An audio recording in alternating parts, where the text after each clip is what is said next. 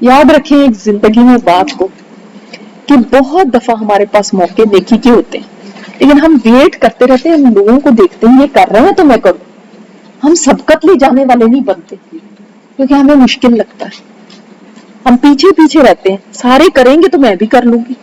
لیکن جو شروع میں کرنے والے ہوتے ہیں ان کا مقام آپ نہیں پھر پا سکتے کبھی. کیوں لوگ سابقون الاولون ہوں گے قیامت کے دن اور کچھ اصحاب الیمین ہوں گے؟ یہی تو فرق ہے کہ نیکیوں میں آگے بڑھنے والے, اور ہم ویٹ کرتے رہتے ہیں. کوئی کر ہی لے تو پھر ہاں, جب 10 لوگ کر رہے گے تو پھر ہم جلدی سے جا کے آگے 11ویں بن جائیں گے. لیکن اگر ایک آدھ بندہ کھڑا ہوگا نا, ہم کبھی نہیں جرأت کرتے. تو وہ روتے تھے, کہتے تھے کاش میں اس وقت ایمان لے آتا. اس طرح جب آپ صلی اللہ علیہ وسلم نے صفا پر اعلان کیا تھا نا, اس کے بعد لوگ آپ سے منہ موڑ لیتے تھے. حضرت علی ساتھ ساتھ ہوتے تھے, جہاں جا رہے ہوتے تھے وہاں پہ ساتھ, خود خاموش رہتے تھے لیکن ساتھ ساتھ ہوتے تھے آپ صلی اللہ علیہ وسلم کے. تو فرماتے ہیں کہ میں جہاں جاتا تھا میں دیکھتا تھا سبحان اللہ کہ مکہ کے کوئی درخت اور کوئی پتھر ایسا نہیں ہے مگر وہ آپ صلی اللہ علیہ وسلم کو سلام کرتا تھا. سبحان اللہ, اللہ اکبر, کہ وہ آپ صلی اللہ علیہ وسلم کو سلام کرتا تھا. اور آپ صلی اللہ علیہ وسلم لوگوں کو دعوت دیتے تھے, لوگ نہیں مانتے تھے. اور اسی طرح دن گزرتے گئے, پھر وہ وقت بھی آ گیا جو ہجرت کا وقت تھا.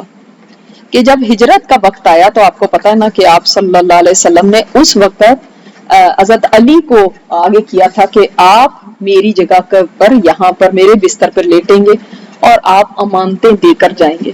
مقصد یہی تھا کہ لوگ جو احاطہ کیے میں ان کے گھر کا, وہ یہی سمجھے کہ آپ صلی اللہ علیہ وسلم گھر میں ہی آرام فرما رہے ہیں. جب یہ دارالندوہ میں فیصلہ ہو گیا تھا نا, قریش نے یہ فیصلہ کر دیا تھا 7 قبائل ہیں اور ان کا ہر ایک کا ایک بندہ جائے گا اور قتل کرے گا تاکہ کسی کے اوپر بھی نام نہ آئے اور دیت دے کے سارے ہی چھوٹ جائیں. تو اس وقت آپ صلی اللہ علیہ وسلم نے ان کو چنا تھا کہ آپ میرے بستر پہ لیٹیں, اور انہوں نے آپ صلی اللہ علیہ وسلم کی چادر اپنے اوپر اوڑھ لی تھی. اور آپ صلی اللہ علیہ وسلم اس وقت دشمنوں کے سامنے سے نکلے تھے اپنے گھر سے. اللہ تعالیٰ چاہتا تو پہلے بھی نکال لیتا نا, لیکن اللہ تعالیٰ نے دکھانا تھا جس کی اللہ حفاظت کرتا نا اس کا کوئی بال بھی بیکا نہیں کر سکتا. تو آپ صلی اللہ علیہ وسلم ان کے سامنے سے نکلے اور سورہ یاسین پڑھتے ہوئے نکل گئے. اب دشمن کھڑے ہوئے ہیں, ساری رات انتظار کر رہے ہیں. اور حضرت علی فرماتے ہیں کہ اس رات میں جتنے سکون سے سویا اتنا کبھی نہیں سویا. اور ابن عباس فرماتے ہیں کہ حضرت علی نے اس رات میں آپ صلی اللہ علیہ وسلم کے بستر پر لیٹ کر اپنے آپ کو جہنم کی آگ سے آزاد کرا لیا. کتنی بڑی بات تھی. وجہ کیا ہے پتہ ہے؟ کیونکہ کتنا بڑا خطرہ تھا. وہ باہر کھڑے میں آ کے اوپر سے بھی مار سکتے اور اٹھیں گے بھی. تو یہ وہ وقت تھا جو انتہائی سخت تھا مسلمانوں کے لیے مکہ. ان کو تو پہلے غصہ آیا ہوا, اشتعال آیا ہوا. وہ کیا کریں گے؟ وہ چاہیں گے کہ اچھا وہ نہیں ملے تو اب تمہیں ہی ختم کر دیں. وہ تو مارتے پھر رہے تھے, کس نے ان کو پوچھنا تھا؟ وہ ہر قبیلے, اور ابو طالب بھی زندہ نہیں تھے, کون ان کے پوچھنے والا تھے؟ تو خود ان کے گھر میں اتنی غربت تھی. تو اگر وہ قتل کر دیتے تو کیا ان کو تو کوئی فرق نہیں پڑتا تھا. یہ رزق تھا اپنی جان کا. تو جب وہ لوگ آئے اور انہوں نے دیکھا کہ حضرت علی ہیں تو پوچھا کہ کہاں ہے وہ؟ تو فرمایا مجھے کوئی علم نہیں. انہوں نے اٹھایا, بڑا زدوکوب کیا, گھسیٹ کے بھی لے کر گئے, مسجد میں لے کر گئے, مارا پیٹا. کہاں ہے وہ؟ کوئی جواب نہیں دیا, مجھے نہیں پتا. کچھ دیر کے لیے قید میں بھی رکھا, لیکن اس کے بعد جب کوئی فائدہ نہیں دیکھا تو چھوڑ دیا. اور اس کے بعد ہمیں پتا چلتا ہے کہ جب انہوں نے پھر امانتیں 3 دن تک یہ مکہ میں ہی رہے اور انہوں نے امانتیں واپس کی لوگوں کو, اور امانتیں واپس کرنے کے بعد انہوں نے مدینہ کی طرف سفر شروع کیا. اور حالات یہ تھے کہ نہ کوئی اونٹ تھا, نہ کوئی گھوڑا تھا, کوئی سواری تھی ہی نہیں, اور تنے تنہا تھے, اکیلے, اور نکل کھڑے ہوئے. کچھ بھی نہیں تھا پاس, پیدل. پیر زخمی ہو گئے. 2 ہفتے سے بھی کم ٹائم میں یہ قبا تک پہنچے تھے. صبح کے وقت سو جایا کرتے تھے, اتنی شدید گرمی تھی, اور رات کے وقت چلتے تھے. دیکھیں سبحان اللہ, آج ہم بسوں میں بھی جاتے ہیں نا تو شکایتیں کرتے ہیں, ہائے اتنا لمبا سفر, ہائے یہ ہو گیا وہ. لیکن آپ دیکھیں کہ مطلب مکہ سے مدینہ جانا کوئی اتنا آسان سفر تو نہیں ہے. اے سی والی بسوں میں بیٹھ کے بھی ہمارے لیے مشکل ہوتا ہے، اور یہ پیدل چل رہے ہیں صرف اس لیے کہ آپ صلی اللہ علیہ وسلم سے وہاں جا کے ملے اور آپ صلی اللہ علیہ وسلم کی رفاقت میں رہیں. تو ان کی ہمیں جرت بھی پتہ چلتی ہے، ان کی ہمت بھی پتہ چلتی ہے، اور اکیلے تنہا سفر کرنا بھی کتنا مشکل ہے. تو اس وقت آپ صلی اللہ علیہ وسلم کے پاس یہ قبا میں پہنچے تھے، اور ہمیں پتہ چلتا ہے کہ اس کے بعد جب مواخات ہوئی تو آپ صلی اللہ علیہ وسلم نے ان کے بھائی کس کو بنایا؟ سہل بن حنیف کو. سہل بن حنیف کے ساتھ ہمیں پتہ چلتا ہے کہ آپ صلی اللہ علیہ وسلم ان کے بھائی بنے تھے. وہ ایک سمبولک بات تو ہے، لیکن ظاہر ہے ایک مہاجر کو ایک انصاری کا بھائی بنایا گیا تھا، تو ایسا نہیں ہے کہ آپ صلی اللہ علیہ وسلم کے ساتھ ان کا بھائی چارہ ہو گیا تھا. ویسے آپ نے فرمایا تھا کہ میرے بھائی ہیں، لیکن ان کا بھائی چارہ سہل بن حنیف کے ساتھ کرایا گیا تھا. اور وہ بعد میں جب ان کی خلافت ان کو ملی تھی تو ان کو بھی ایک جگہ کا امیر بنایا تھا انہوں نے. یہ کافی ان کی لمبی عمر تھی.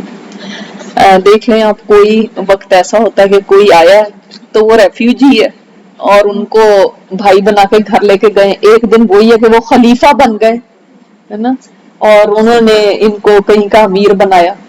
تو وقت ایک جیسا نہیں رہتا. آج کوئی نیچے ہے تو کل اوپر ہے، کل آج اوپر ہے تو کل نیچے ہے. پھر مدنی زندگی میں ان کی پتہ چلتا ہے کہ بدر میں جو مبارزت ہوئی تھی، وہ مبارزت سمجھتے ہیں نا آپ لوگ، کہ جب جنگ میں 2-3 لوگ آگے جاتے ہیں، پھر ان کے ساتھ وہ ان کے والے لڑتے ہیں، پھر اس کے بعد عام لڑائی شروع ہوتی ہے.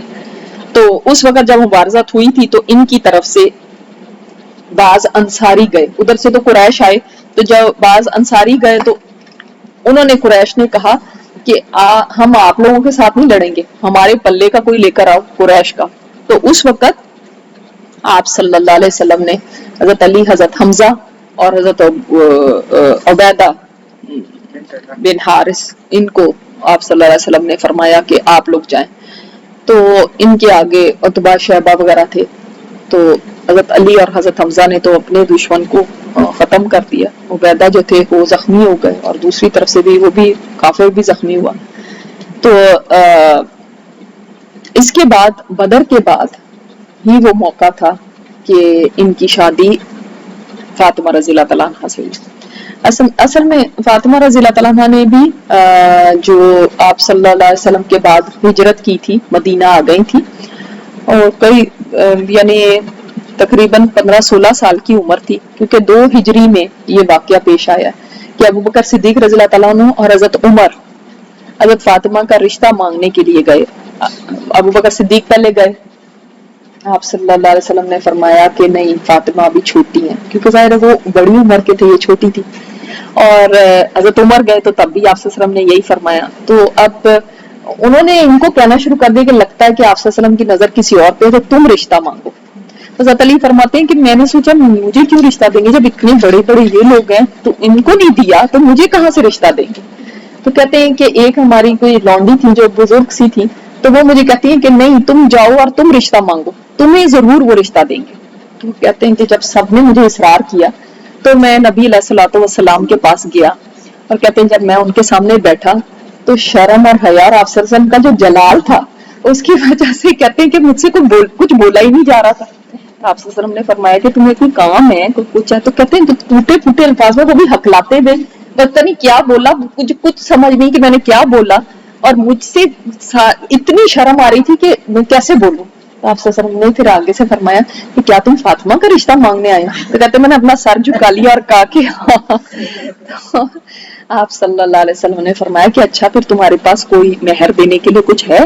تو کہتے ہیں کہ میرے پاس تو کچھ نہیں ہے. تو آپ نے فرمایا کہ یہ تمہیں بدر میں جو زیرہ ملی ہے تو یہ اس کی کتنی قیمت ہوگی؟ کہتے ہیں کچھ 4 درہم ہوگی. تو آپ نے فرمایا اچھا تم اس کو ہی بیچ دو اور اس سے ہی مہر کا انتظام کرو. اب آپ اس سے اندازہ لگائیے کہ غریب سے غریب بندہ دیا تو اس کو مہر ادا کرنا ہے. آج کے وقت میں امیر سے امیر بھی ہیں تو وہ مہر نہیں دیتے، صرف مہر لکھنے کے لیے کاغذوں میں، دینے کے لیے نہیں ہے، کیونکہ اس کی کوئی اہمیت ہی نہیں سمجھی جاتی. پتہ نہیں وہ بڑے بڑے لکھوا لیتے ہیں پیپروں میں اور دیتا کوئی نہیں. ٹھیک ہے، تو آپ صلی اللہ علیہ وسلم نے جا کے پھر حضرت فاطمہ سے پوچھا تو وہ خاموش رہی اور بالکل ان کا رنگ سرخ ہو گیا شرم کے مارے اور کوئی جواب نہیں دیا. اس سے علماء نے پھر یہ مسئلہ نکالا کہ جو کنواری ہے اس کی رضامندی ہے کہ وہ خاموش ہے. تو اب باپ کو تو اتنی بات سمجھ آ جاتی ہے. تو اس وقت پھر یہ جب اپنی زیرہ لے کر گئے بازار میں تو انہوں نے سوچا 4 درہم تک کیا تو حضرت عثمان آئے تو انہوں نے پوچھا کہ آپ زیرہ بیچ رہے ہیں کتنے کی ہے؟ تو کہتے ہیں آپ نے کتنے دینے؟ انہوں نے کہا میں نے 400 درہم میں خریدوں گا. تو کہتے ہیں ہاں تو پھر ضرور لے لیں. انہوں نے ان کو 400 درہم میں بیچی. تو سبحان اللہ میں کہتی ہوں کہ کتنے وہ لوگ عظیم تھے. 400 درہم دیے ان کو اور پھر کہتے ہیں یہ زیرہ میری طرف سے تحفہ ہے تمہارے لیے. حضرت علی واپس آئے آپ صلی اللہ علیہ وسلم کو جب آ کے یہ بتایا تو آپ صلی اللہ علیہ وسلم نے اتنی دعا دی حضرت عثمان کو. کس کس جگہ نہیں انہوں نے دعائیں دی آپ صلی اللہ علیہ وسلم کی. اتنی دعائیں دی اور فرمایا کہ میرے سب دامادوں میں سب سے زیادہ سخی ہے.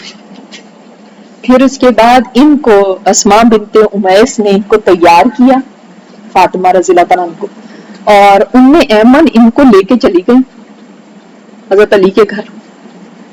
اس سے پہلے آپ صلی اللہ علیہ وسلم نے فرمایا کہ یہ جو تمہارے پاس 400 درہم ہے نا اس سے جاؤ اور جا کے کچھ پیسوں کی خوشبو خریدو. اس وقت میک اپ جو تھا نا وہ خوشبو ہی ہوتی تھی, کوئی اور میک اپ تو ہوتا نہیں تھا. تو خوشبو خریدو اور باقی پیسوں سے گھر کا کچھ سامان خرید لو, فرنیچر وغیرہ. کہتے مجھے تو وہ خریدنی بھی نہیں آتی تھی, عورتوں کی چیزوں میں ان کو شاید نہیں پتا ہوگا.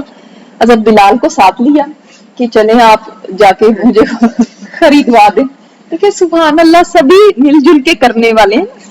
تو حضرت بلال نے جا کے پھر ان کو خوشبو خرید کے دی اور کہتے ہیں اس کے بعد باقی پیسوں سے بستر خریدا.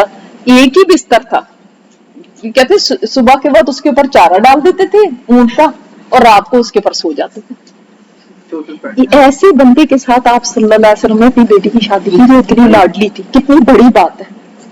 وہ دیکھتے کہ کوئی امیر کبیر ہو, کوئی پیسے والا, کوئی انصاری کے ساتھ کر دیتے. کتنے سارے لوگ تھے نا وہاں پہ, اور کون نہیں آپ صلی اللہ علیہ وسلم کی بیٹی کے ساتھ رشتہ کرنا چاہے گا. لیکن آپ صلی اللہ علیہ وسلم نے یہ نہیں دیکھا.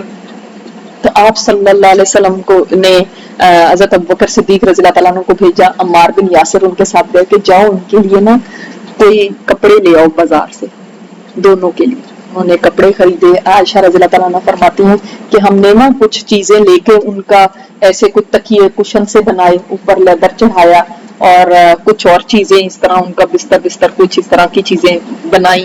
پھر اس طرح سے آپ صلی اللہ علیہ وسلم نے ان کو ایک برتن دیا, ایک چکی. ہم چکی سنتے تو ہیں, چکی کیا تھی ویسے ایک وہ یعنی پتھر تھا جس سے مطلب پیستے تھے, وہ تھا.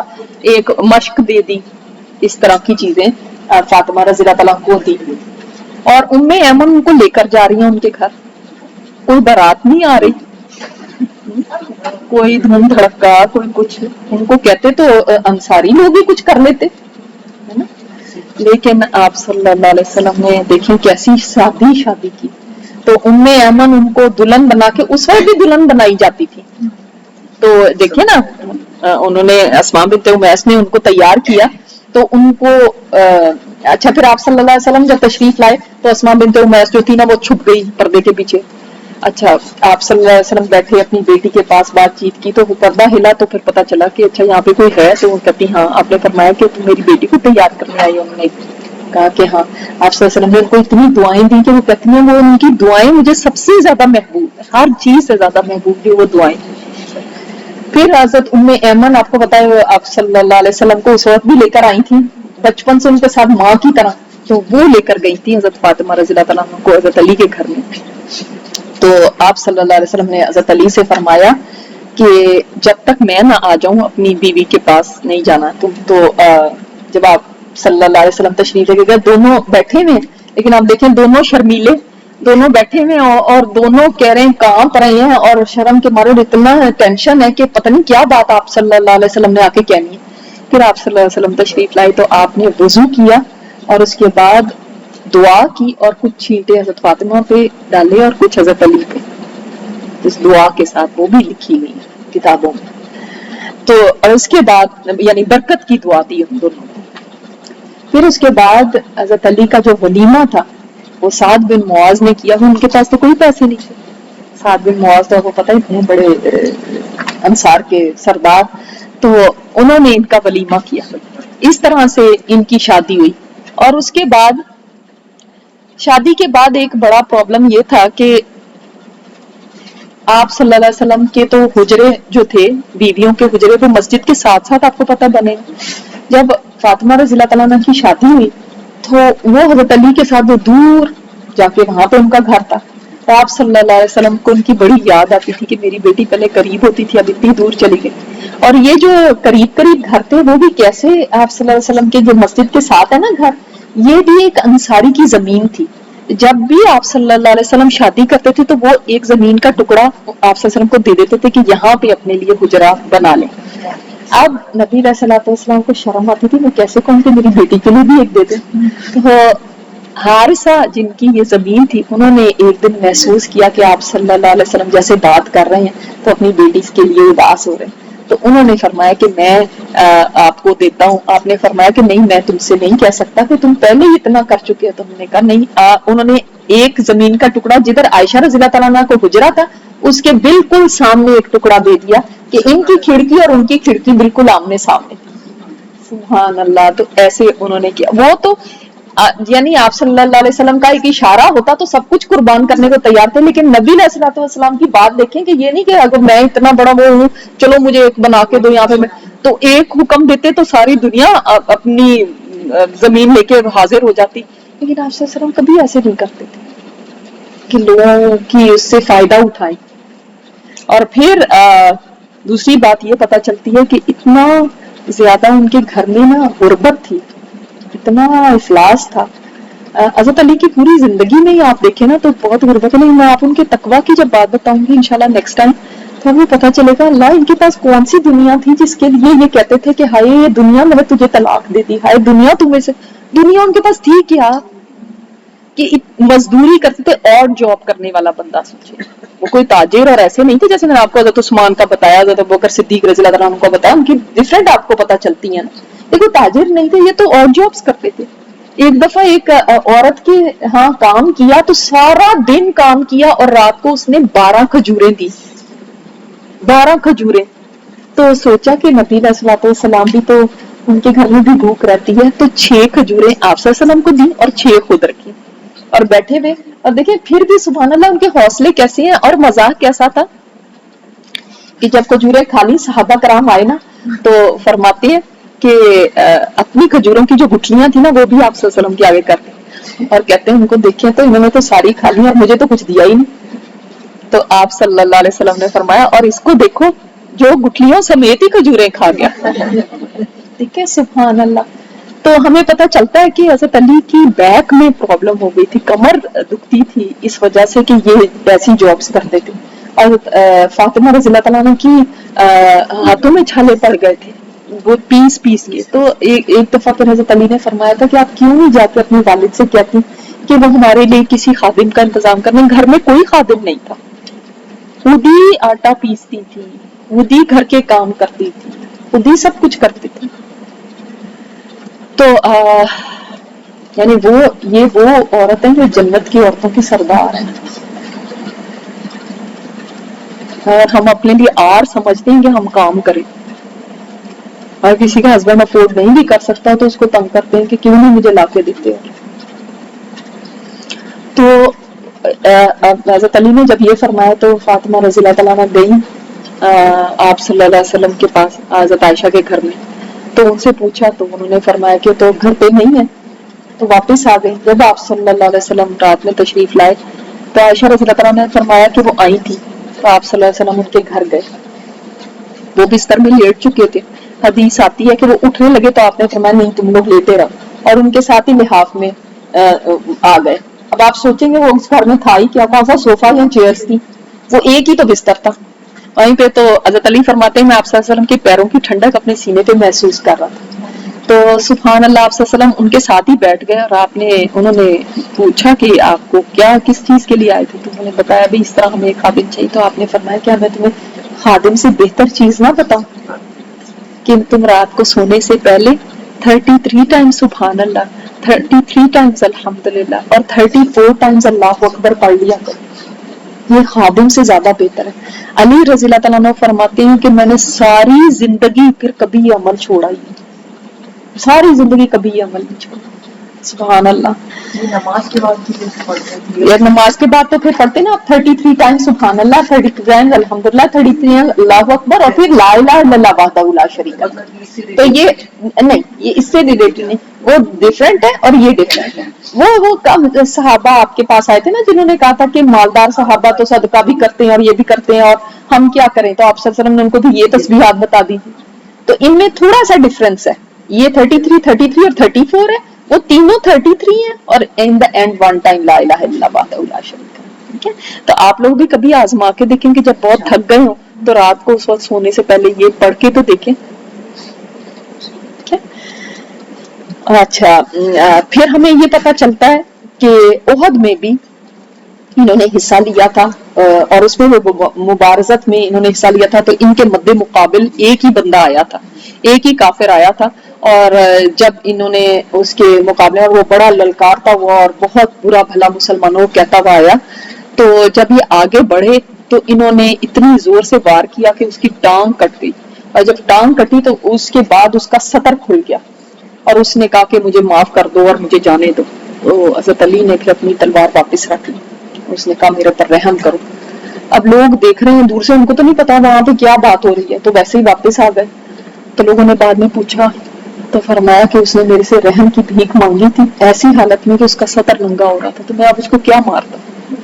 ये नहीं था कि सिर्फ ताकत है, बल्कि देखिए दिल भी कितना प्यारा है। एक बंदा था ना ताकत के नशे में वो बिल्कुल ही पागल हो जाता है, लेकिन इनके पास ताकत भी थी लेकिन फिर भी देखें कैसे।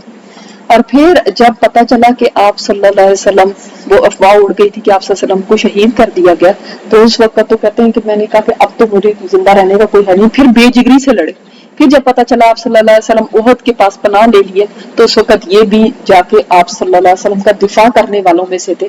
और उस वक्त अबू बकर सिद्दीक और ये जब लड़ रहे थे तो आप सल्लल्लाहु अलैहि वसल्लम ने फरमाया था तुम में से एक के साथ जिब्राईल है और एक के साथ मीकाईल है। सुभान अल्लाह, कितनी बड़ी बात है। तो इस तरह से हमें पता चलता है कि बदर में भी इन्होंने शिरकत की और ओहद में भी इन्होंने शिरकत की। और हमें ये पता चलता है कि उसके बाद आप सल्लल्लाहु अलैहि वसल्लम जब खैबर की तरफ गए थे, तो खैबर में भी आप सल्लल्लाहु अलैहि वसल्लम के पास जब कितने दिन हो गए थे और तकरीबन कहते हैं शायद 30 दिन हो गए थे कि वहां का किला एक फतह नहीं हो रहा था। और आप सल्लल्लाहु अलैहि वसल्लम ने फिर फरमाया, एक रात को एक किला था उसका नाम कुद्स था, तो आप सल्लल्लाहु अलैहि वसल्लम ने फरमाया रात को कि अब मैं सुबह को ऐसे एक बंदे को झंडा दूंगा जिसके हाथों पर अल्लाह ताला फतह देगा, और ये वो बंदा होगा जो अल्लाह और उसके रसूल से मोहब्बत करता है और अल्लाह और उसका रसूल इससे मोहब्बत करते हैं। तो कहते हैं सारे सहाबा कि हमारी वो रात ऐसी गुजरी कि पता नहीं अब वो कौन होगा। हज़रत उमर कहते हैं मुझे कभी भी सरदारी का इतना नहीं शौक हुआ जितना उस दिन था कि हाय काश झंडा मुझे मिल जाए। क्यों? इसलिए कि आप सल्लल्लाहु अलैहि वसल्लम ने फरमाया जिससे अल्लाह और उसका रसूल मोहब्बत करते हैं, जो अल्लाह और उसके रसूल से मोहब्बत करता है। सुबह हुई जब, तो आप सल्लल्लाहु अलैहि वसल्लम ने फरमाया अली कहाँ है? तो सहाबा ने बताया कि उनकी आंखों में तो कुछ तकलीफ है, वो नहीं आ सके। आप सल्लल्लाहु अलैहि वसल्लम ने फरमाया उनको बुलाए। एक सहाबी गए और उनको हाथ से पकड़ के लेकर आए, तो पूछा उनसे कि क्या बात है। मैं कि मेरी आंखों में इतनी तकलीफ है। आप सल्लल्लाहु अलैहि वसल्लम ने लुआब मुबारक लगाया तो वो तकलीफ दूर हो गई। आप सल्लल्लाहु अलैहि वसल्लम ने झंडा दिया और फरमाया कि जाओ और जब तक वहां पहुंच ना जाओ पीछे नहीं मुड़ना। तो जब ये चले, अब रास्ते में क्या बात एक याद आई कि ओहो ये तो पूछा ही नहीं कि उनके सामने क्या शराइत रखूं, लेकिन आप सल्लल्लाहु अलैहि वसल्लम ने फरमाया पीछे नहीं मुड़ना। तो पीछे मुड़ के कैसे थे? वहीं से चीखे हैं कि शराइत क्या रखनी है कि मैंने पीछे नहीं मुड़ना। लेकिन उनकी यानी इताअत कैसी थी ना, वरना कहें कि भाई उनकी इंपॉर्टेंट बात है वो मुझे भूल गई है, मैं वो जरा तो पूछ लूं। ये थोड़ी आप सल्लल्लाहु अलैहि वसल्लम ने फरमाया कि कोई बात ही ना पूछना, और यानी कितनी फर्माबरदारी की इंतहा है। تو آپ صلی اللہ علیہ وسلم نے فرمایا 3 شرائط اس کے سامنے رکھنا، ان کے سامنے یا تو اسلام قبول کر لیں یا جزیہ دیں یا پھر لڑنے کو تیار ہو جائیں۔ تو پھر یہ گئے تھے اور وہ جو قلعے کا جو سردار تھا وہ نکلا، جس کا نام آپ بچپن سے ہم پڑھتے آئے ہیں، مرحب اس کا نام تھا، وہ مرحب نکلا اور وہ بہت بڑا پہلوان اور بڑا طاقتور تھا ان کا، اور وہ کہنے لگا کہ سارا خیبر مجھے جانتا ہے، میں مرحب ہوں، میں ہتھیاروں سے لیس ہوں، لڑائی کا تجربہ رکھتا ہوں، میں بہادر ہوں، جب شعلہ زن جنگ بھڑک اٹھتی ہے تو میں طاقت کے ساتھ اس میں کود پڑتا ہوں۔ تو پھر حضرت علی نے جواب دیا تھا میری ماں نے میرا نام حیدر رکھا ہے، یہ وہاں پہ نا حیدر مطلب شیر، میری ماں نے میرا نام حیدر رکھا ہے جنگلات کے ہولناک منظر والے شیروں کی طرح، تو میں دشمنوں کو پورا پورا بدلہ دیتا ہوں، یہ پھر فرمایا تھا۔ اور جب اس سے لڑے تو اس کا کام تمام کر دیا اور اللہ تعالیٰ نے ان کے ہاتھوں پر فتح دی تھی، اور انہوں نے قلعے کا دروازہ اتنا بھاری تھا اس کو اکھیڑ کے پکڑ لیا تھا شیلڈ، اور بعد میں صحابہ کرام اس دروازے کو اٹھانے کی کوشش کریں، بہت سارے مل کے نہیں اٹھا پا رہے تھے، جیسے انہوں نے اکیلوں نے اٹھا لیا تھا۔ پھر اسی طرح ان کے بارے میں آتا ہے کہ ایک دفعہ آپ صلی اللہ علیہ وسلم نے ان کو ایک لشکر کا امیر بنا کے بھیجا، اور ان کے حصے میں ایک لونڈی آئی مال غنیمت میں، تو بعض لوگوں کو اس سے شکایت ہوئی کہ انہوں نے یہ لونڈی کیوں لے لیا، تو انہوں نے 3-4 لوگوں نے آپ صلی اللہ علیہ وسلم سے شکایت کی آ کے واپس کہ انہوں نے یہ لے لی تھی، تو آپ صلی اللہ علیہ وسلم کا چہرہ مبارک جو ہے نا غصے کے آثار نظر آنے لگے، فرمایا علی کے بارے میں تمہارا کیا ارادہ ہے؟ علی مجھ سے ہیں اور میں ان سے ہوں، اور میرے بعد وہ ہر مومن کے ولی ہیں۔ اتنی بڑی بات کی۔ پھر اسی طرح آتا ہے کہ جمعے کا دن تھا، آپ صلی اللہ علیہ وسلم نے حضرت علی کا ہاتھ پکڑا ہوا تھا اور خطبہ دے رہے تھے، اور اللہ تعالیٰ کی حمد و ثنا کے بعد فرمایا لوگو میں تمہارا دوست ہوں۔ صحابہ نے عرض کیا یقیناً۔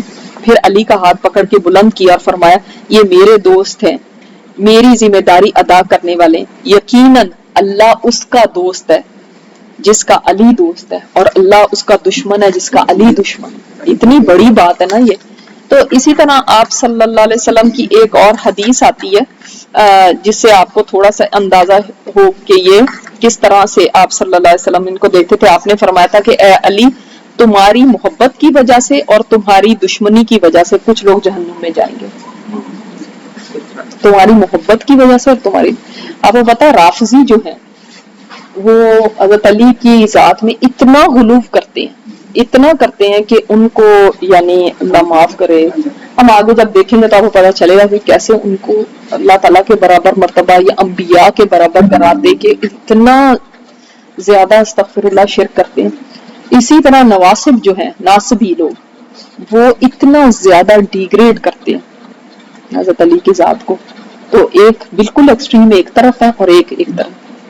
اہل سنت جو ہے نا وہ بیچ میں، کہ وہ صحابی رسول تھے اور ان کا مقام اور مرتبہ ظاہر ہے باقی عام لوگوں سے تو بہت بڑا ہے، تو ایک نے تو بالکل انتہا ایک طرف کر دی اور دوسرے نے دوسری طرف۔ امام شافعی فرماتے ہیں کہ حضرت علی کے اوپر جتنا جھوٹ بولا گیا ہے اتنا کسی کے اوپر نہیں بولا گیا، کیونکہ جنہوں نے رافضی ہے نا انہوں نے ان کی شان میں اتنا غلو کیا، اور ایسی ایسی حدیثیں گھڑ گھڑ کے آپ حضرت علی کے بارے میں جو مٹیریل ہے نا اس کو چھاننا بہت مشکل ہے، اس لیے کہ اتنا کچھ ساتھ ملا دیا ہے، آپ کو پتا ہے رافضیوں نے اتنا کچھ ساتھ ملا دیا ہے کہ کہاں سے کہاں ان کو پہنچا کے رکھ دیا، اور جنہوں نے ان کے بارے میں برا بھلا کہنا شروع کیا انہوں نے بھی خود ہی گھر گھڑ کے حدیثیں اور پھر اس کے بارے میں ایسی باتیں کی جو نازیبہ باتیں تھیں، تو ہمیں پتہ چلتا ہے کہ ان کی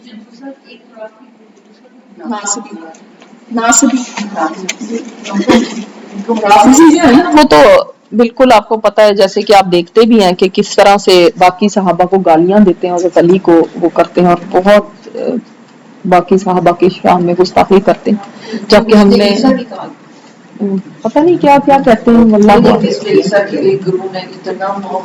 ہاں اچھا وہ آپ کہہ رہے ہیں ہاں عیسیٰ علیہ السلام کی طرح، جی بالکل، جیسے کہ عیسیٰ علیہ السلام کے بارے میں عیسائیوں نے ان کو کہاں سے کہاں خدا کا بیٹا نعوذ باللہ بنا دیا، اور یہود نے کیا کیا، تو اسی طرح ان کے بارے میں بھی ہمیں یہ بھی پتہ چلتا ہے کہ غزوہ تبوک میں جب آپ صلی اللہ علیہ وسلم تبوک کے لیے نکلے تو ان کو مدینہ کا انچارج بنا کر نکلے تھے. تو جب آپ صلی اللہ علیہ وسلم نکل گئے تو جو منافق رہ گئے تھا وہ پتہ کوئی بھی نہیں اور رہا تھا صرف منافقین ہی مدینہ میں. تو انہوں نے مذاق اڑانا شروع کر دیا کہ آپ کو تو پیچھے عورتوں اور بچوں کے پاس چھوڑ گئے. اب جو بندہ جنگیں لڑنے والا ہو اس کے لیے تو یہ بہت وہ بات ہے. انہوں نے ہتھیار لگایا اور پیچھے چلے گئے اور آپ صلی اللہ علیہ وسلم سے جا کے فرمایا کہ آپ مجھے ان کے پاس چھوڑا ہے اور اس طرح بات ہوئی. تو آپ نے فرمایا نہیں، تمہاری اور میری مثال تو ایسی ہے جیسے ہارون علیہ السلام کی مثال موسیٰ علیہ السلام کے ساتھ تھی. بس یہ ہے کہ میرے بعد کوئی نبی نہیں ہوگا. ہارون علیہ السلام تو نبی بھی تھے نا، بس میرے بعد کوئی نبی نہیں ہوگا یہ یاد، لیکن تمہاری مثال میرے ساتھ ایسے ہے.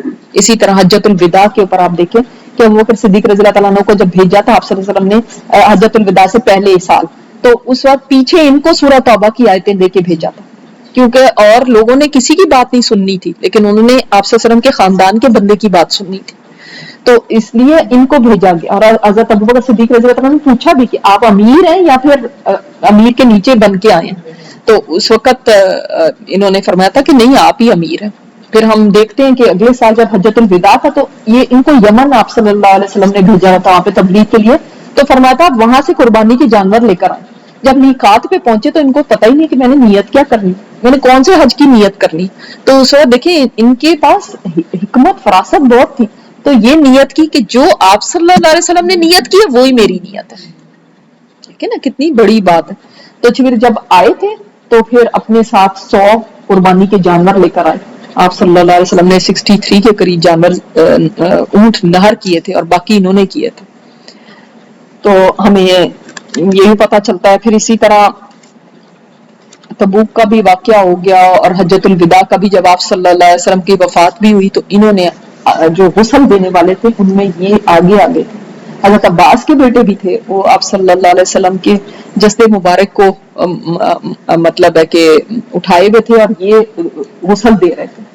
تو یہ ہمیں پتہ چلتا ہے کہ تدفین میں بھی یہ شامل تھے.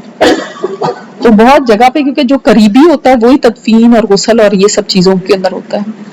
تو انشاءاللہ تعالی ہم کوشش کریں گے کہ نیکسٹ ٹائم ان کی شان میں اور جو آپ صلی اللہ علیہ وسلم کے فرامین ہیں وہ اور پھر ان کی خلافت کی بات آپ کے ساتھ کی جائے، کیونکہ ان کی خلافت کا جو ٹائم ہے یہ بڑا ایک سینسیٹیو بھی ایشو ہے، بڑا کنٹروورشل بھی ہے اور بہت ساری چیزیں اس کے اندر ہیں جو کہ سمجھنے والی ہیں، جن میں جنگ جمل بھی ہے اور جنگ صفین بھی ہے اور بہت ان کا جو خلافت کا وقت تھا بہت ٹرموئل کا وقت تھا.